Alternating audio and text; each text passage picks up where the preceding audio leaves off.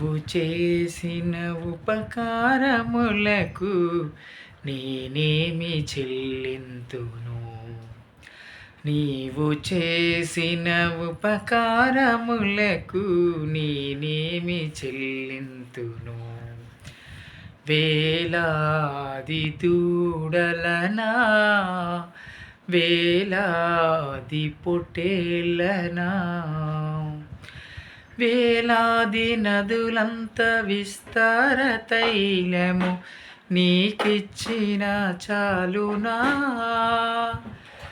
వేలాది నదులంత విస్తార తైలము నీకిచ్చిన చాలునా.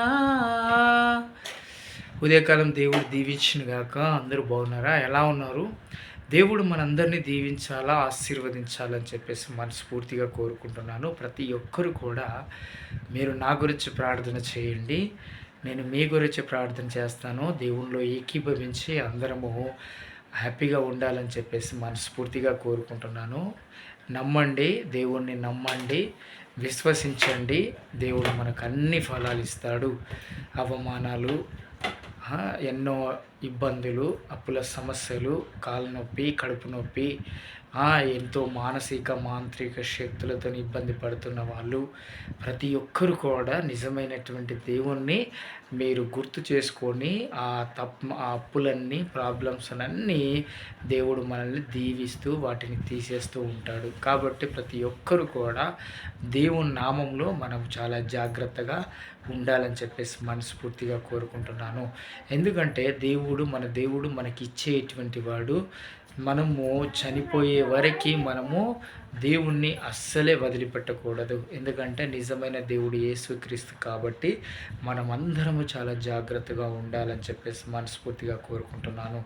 ఎందుకంటే ఈరోజు చాలామందికి పెళ్ళిళ్ళు కాకుండా యవ్వనస్తులో ఉండి కనీసం వాళ్ళకు సరైనటువంటి సౌకర్యాలు లేక మానసిక వేదనతో బాధపడుతున్న వాళ్ళు కూడా ఉన్నారు. కాబట్టి అందరికీ కూడా నేను చెప్తున్నది ఏంటంటే నిజమైన దేవుడు యేసుక్రీస్తు కాబట్టి ప్రతి ఒక్కరు కూడా మీరు దేవుణ్ణి నమ్మండి, ప్రార్థించండి, దేవునిలో ఉండండి.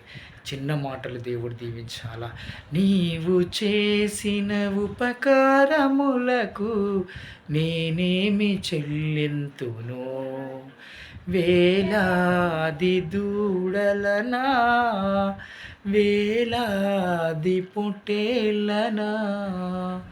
దేవుడు దీవించిన